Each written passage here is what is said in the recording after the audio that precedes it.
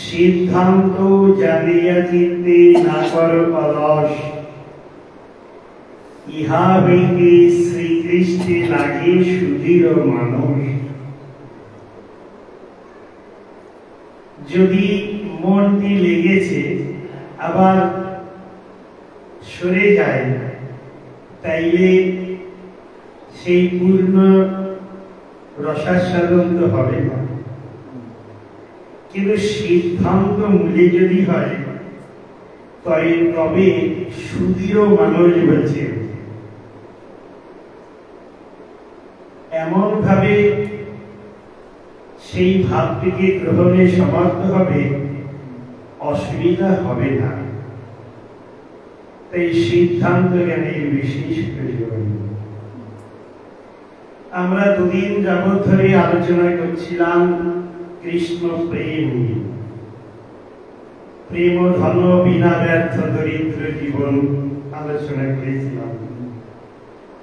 কিন্তু কবিরাজ গোস্বামী বলছেন, মহাপ্রভুর কৃপাতে নিত্য সিদ্ধ কৃষ্ণ প্রেম সাধ্য প্রভু নয়,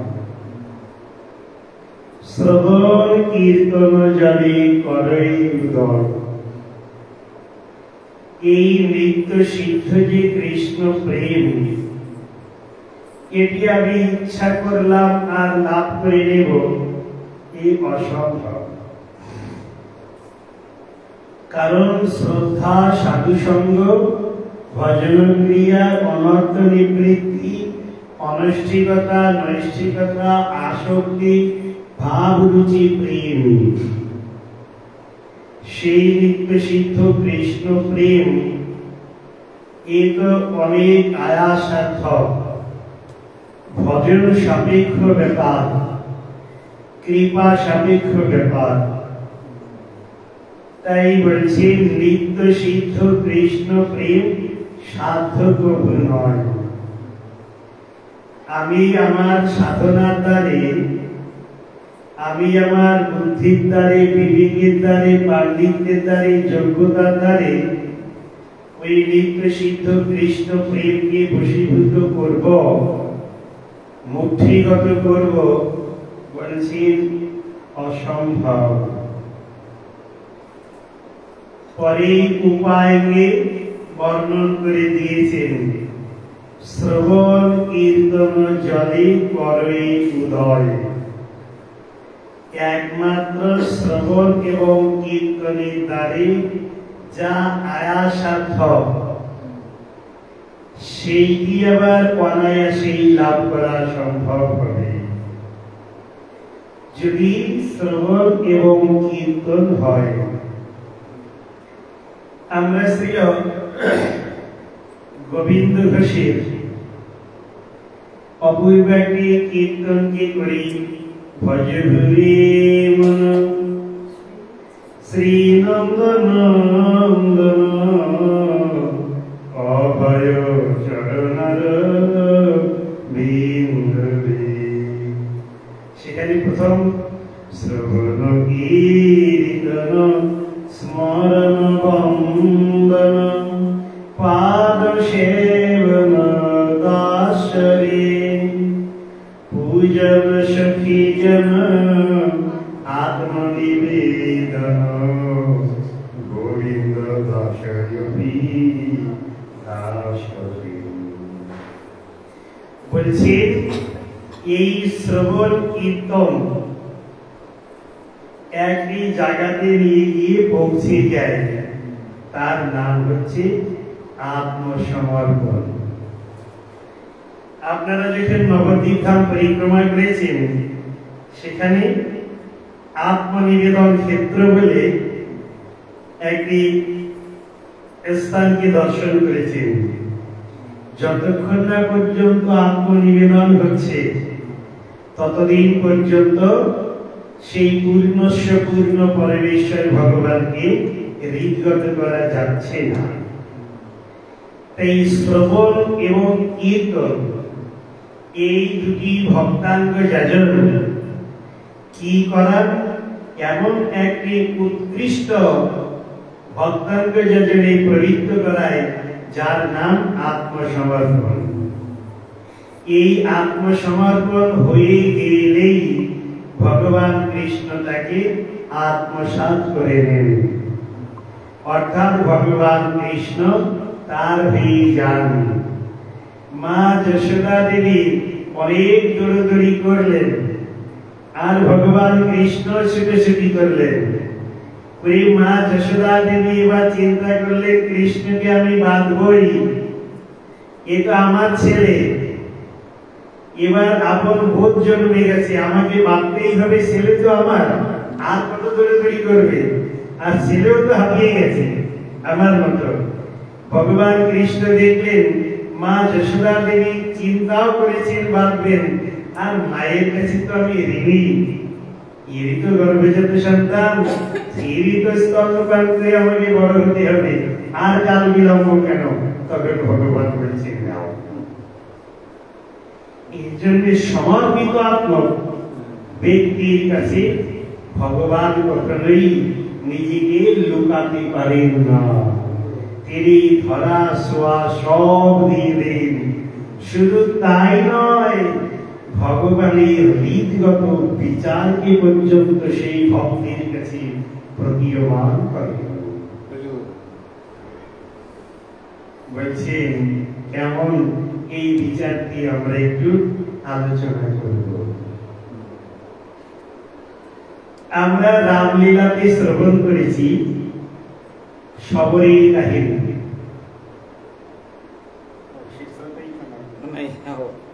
সেই শবরীর কাহিনী, শবরীকে গ্রাম থেকে বিতাড়িতা হলেন শবরী, একেবারে তাড়িয়ে দিল। এই শবরীর মতো এই নারী জাতি, এই যে অপূর্ব, যেখানে সাধু সন্ত ব্রাহ্মণ পণ্ডিত এবং ভব্য সভ্য ব্যক্তি বাস করেন, এখানে শবরীর বাসীর যোগ্য নয়। কিন্তু নিষ্কুলভূতা এখানে ভব্য সভ্য ব্যক্তি সজ্জন ব্যক্তির সঙ্গে কি করে থাকবে? শবরীকে স্থানচ্যুত করালেন। শবরী চিন্তা করলেন, শুনেছি এই জগতে যার কেউ নাই, তার রয়েছে ভগবান। কিন্তু সেই ভগবানকে কি করে ডাকতে হয়, কি করে জানতে হয়, কার নিকট গেলে জানা যায়, এ তো আমার জানা নাই। সবাই চিন্তা করছেন, আমি শুনেছি এই জগতে সাধু, তাদের হৃদয়ে ভগবানের অবস্থান। সাধুদের কথাই, সন্তের কথাই ভগবান খুব আদর করে শোনেন। তার সঙ্গের সঙ্গতি যদি হয়, তবে কিভাবে সেই ভগবানকে বশীভূত করা যাবে, এ মন্ত্রটা ওই সন্তের কাছ থেকেই জানা সম্ভব হবে। এই চিন্তা করে সবাই কাল বিলম্ব না করে, কোনো ভয় না পেয়ে, মনের মধ্যে বল রেখে একেবারে নদীর কূলে গিয়ে হাজির হয়েছে। এখন নদীর কূলে দেখছে একটি ছোট্ট একটি পর্ণকুটির, আর কিছু কি সুন্দর গাছপালাতে একেবারে ঘন বনরাজ, এই গাছপালাতে পরিপূর্ণ। সবাই যখন গিয়ে হাজির হয়েছেন, তখন ওই যে কুঞ্জটি, সেটি ছিল মাতঙ্গ ঋষির আশ্রম। তার মাতঙ্গ ঋষি তো সাধারণ নন, অসাধারণ ব্যক্তিত্বপূর্ণ এবং সাধন ভজনশীল ভগবান শ্রী রাজীব লোচন ভগবান রামচন্দ্রকে হৃদয়ে বরণ করে নিয়েছেন। নিরন্তর জয় রাম শ্রী রাম, জয় জয় রাম, রঘুপতি রাঘব রাজা রাম, অপূর্ব রূপে মর্যাদা পুরুষোত্তম ভগবান শ্রী রামচন্দ্রের স্মরণকে গ্রহণ করেন। সবরে গিয়ে কোথায় ঠাকুর ঘর, কোথায় তুলসী, কিছু না দেখে আগেই শাস্ত্র বলেছেন কি, সাধুকে দেখা মাত্রই প্রণাম, বৈষ্ণব দেখিয়া হৃদয়ে চরণে পড়িব, হৃদয়ের বন্ধু জানি। মাতঙ্গ ঋষিকে প্রণাম করে দিয়েছেন। আর যে যত পতিত হয়, তার দয়া তত হয়। চৈতন্য চরিতামৃত। এবার মাতঙ্গ ঋষিকে যখনই না প্রণাম করেছেন, তো প্রণাম যখন করেছেন, মাতঙ্গ ঋষিরও তো কিছু ইচ্ছা আছে। মাতঙ্গ ঋষি জিজ্ঞাসা করছেন, আরে শবরী, তোমার এখানে আগমন? তখন দুঃখে কাতর হয়ে মাতঙ্গ ঋষির কাছে এই শবরী সব দুঃখের কথাটি শ্রবণ করেছে। মাতঙ্গ ঋষি দেখলেন এই শবরীর হৃদয়ে বড় দুঃখ, কিন্তু এই দুঃখের অবসান অবনোদন একমাত্র দুঃখহারী ভগবানের স্মরণে সম্ভব। মাতঙ্গ ঋষি বলছেন, শবরী, তুমি স্থানচ্যুত হয়েও না, এই স্থানে অবস্থান করবে, নদীতে স্নান করবে, আর প্রভু ভগবান শ্রী রামচন্দ্রের চরণে নিজেকে সমর্পণ করে, সমর্পিত আত্মা হয়ে जय राम श्री राम जय जय राम रघुपति राघव राजा राम। निरंतर कवि भगवान मर्यादा पुरुषोत्तम रामचंद्र की शरण करते शरीर पर कोई पर्णकुटीर के रेखे मातंगी ऋषि स्थान परित्याग कर लेंगे। सबरी प्रतिदिन झाड़ू लगाए, सम्मार्जन दिए अपूर्व रूपे मारुली देय, प्रतिदिन फूल तुले निये आसे, सुंदर करे बृंत रामायण বলছে ওই ফোঁটাগুলোকে ছাড়িয়ে ফুলের যে পাপড়ি নরম তাই দিয়ে সুন্দর ফুলের ডেকোরেশন করে ভগবান রামচন্দ্র আগমন করবেন এই ফুলের উপর দিয়ে। আর প্রভুর চরণে সুখ হবে। যদি বৃন্তগুলো শক্ত থাকে প্রভুর পায়ে চরণে লাগবে আর কষ্ট হবে। এই জন্য শুধু ফুলের পাপড়ি দিয়ে সুন্দর করে পথকে সাজিয়ে রাখে। प्रतिदिन धारावाहिक भावे एकबार निबंध सहकारे এই সেবা করতে করতে করতে বহুদিন অতিক্রান্ত হয়ে গেছে। সবই ভাবছে আরে মাতঙ্গী ঋষি তো ভুলে গেছিলেন আজ কাল কাল হোক রাজীব লোচন এই অবশ্যই আগমন করবে। কিন্তু কতদিন হয়ে গেল আর কত প্রতীক্ষমানা হয়ে কতদিন প্রতীক্ষা করব। হে রামচন্দ্র এসো, হে প্রভু দেখা দাও, আর কাল বিলম্ব নয়, এসো প্রভু। এবার কাতর স্বরে হৃদয় দিয়ে হৃদয় নামকে ডাকতে লেগেছে।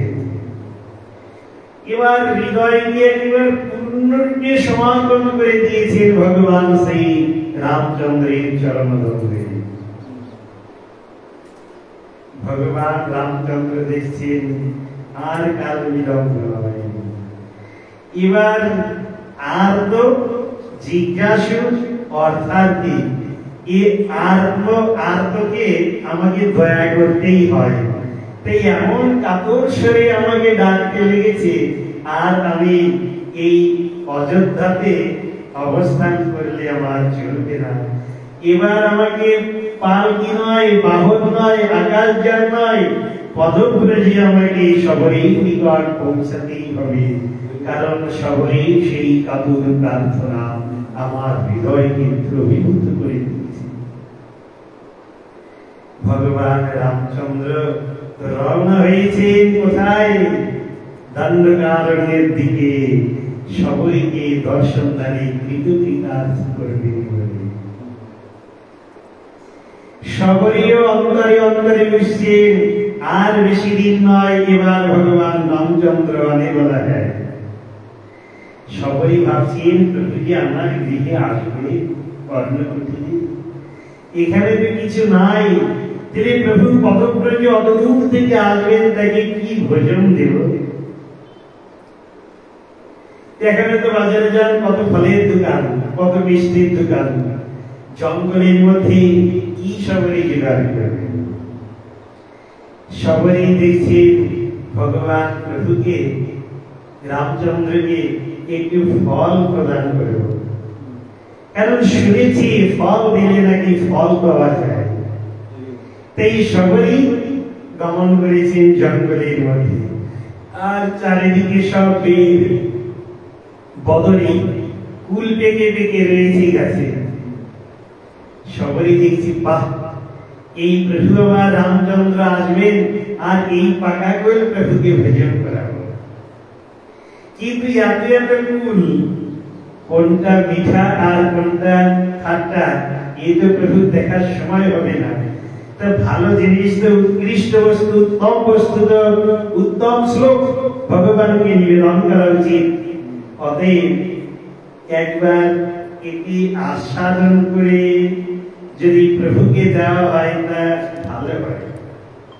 সবরই কুলে কামড়িয়ে দেখছি বাহ, এটি মিষ্টি কুল, সঙ্গে সঙ্গে অঞ্চল আঁচলে বেঁধে রাখছেন। যিনি খাদ্যা পান সেটাকে বাইরে ফেলে দিচ্ছে।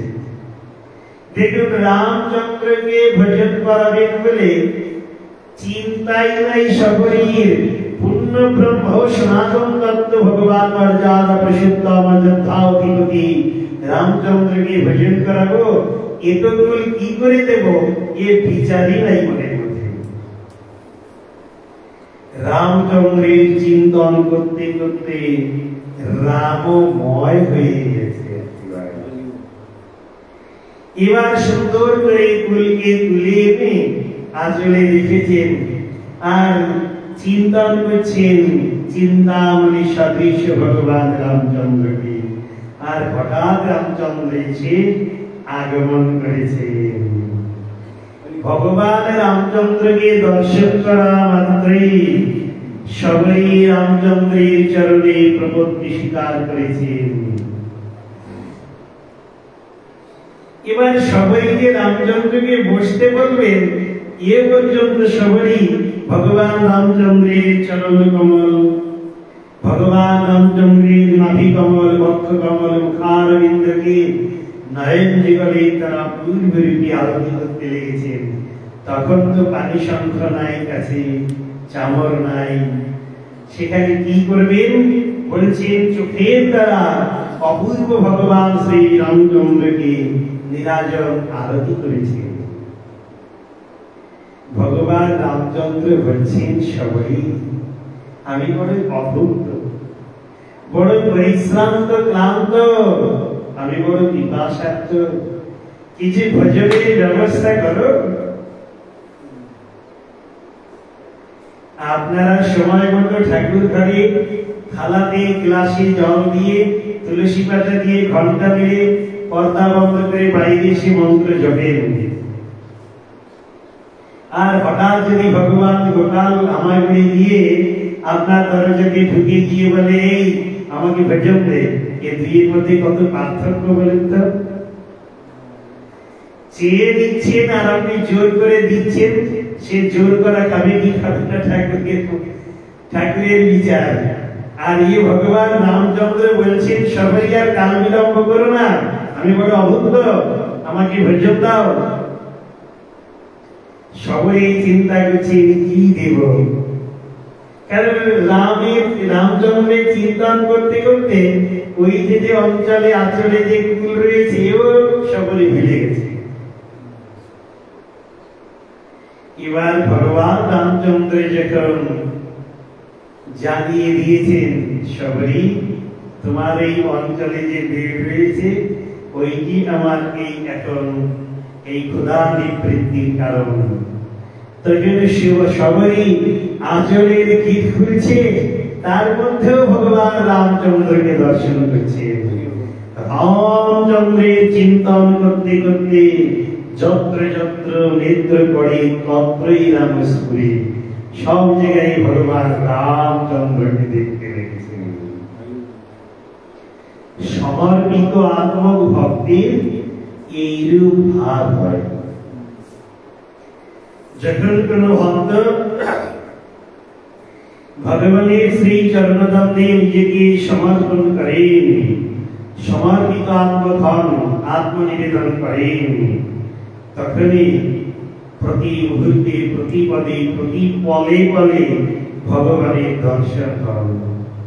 এই জন্যই তো বলছেন কি আত্মনিবেদন তুয়া পদে করি হইনু পরম সুখী। এমনি জড়জগতের সুখ এক প্রকারের, এখানে পরম সুখ পরমেশ্বর ভগবানের আমিও সেই কৃপা লাভে ব্রতী হওয়ার সুযোগ লাভ করেন। এই জন্যে আমাদের শাস্ত্রে যেমন জীবগোস্বীকার তার তত্ত্ব সন্দর্ভে এই বিচারটিকে স্থাপন করেছেন সমর্পণ। তারপর কি শ্রীল জীবগোস্বীকার তিনিও ভক্তি রসামৃত সিন্ধুর অন্তিম পর্বে এই সমর্পিত আত্ম হওয়ার নিবেদন জানিয়েছেন। শ্রীল ভক্তিবিনোদ ঠাকুর জৈব ধর্ম আর বিশেষিত ভজন রহস্য, সেখানে দেখবেন মহাপ্রভুর শিক্ষাষ্টকের যে কীর্তনগুলো রচনা করেছেন তার অন্তিম পর্বে সমর্পিত আত্মভাবার প্রার্থনা জানিয়েছেন। অতএব ভগবানের চরণে নিজেকে সমর্পণ করাটাই হচ্ছে এই দামোদর ব্রত কার্তিক ব্রত প্রতিপালনের একটি পরম বিষয়। চৈতন্য চরিতামৃতের একটি সিদ্ধান্তকে বলে শেষ করব, যেটি শ্রীল কৃষ্ণদাস কবিরাজ গোস্বামী চৈতন্য চরিতামৃতের আদি চতুর্থে বর্ণন করেছেন। দীক্ষাকালে শিষ্য করে আত্মসমর্পণ, সেই কালে কৃষ্ণ তারে করে আত্মসম, সেই দেহ করে তার চিদানন্দময়, অপ্রাকৃত দেহে কৃষ্ণের চরণ ভজন। তেলে যখন দিব্যজ্ঞান দীক্ষা গ্রহণ হবে বা হয়েছে, তখন কি কার্য? দীক্ষাকালে শিষ্য করে আত্মসমর্পণ, গুরুদেবের চরণে নিজেকে সম্যকরূপে সমর্পণ করা, সমর্পিত আত্মক হওয়া। তাইলে শিষ্য গুরুদেবের চরণে নিজেকে বন্ধে করেছেন, তখন ভগবান কৃষ্ণ কি করবেন?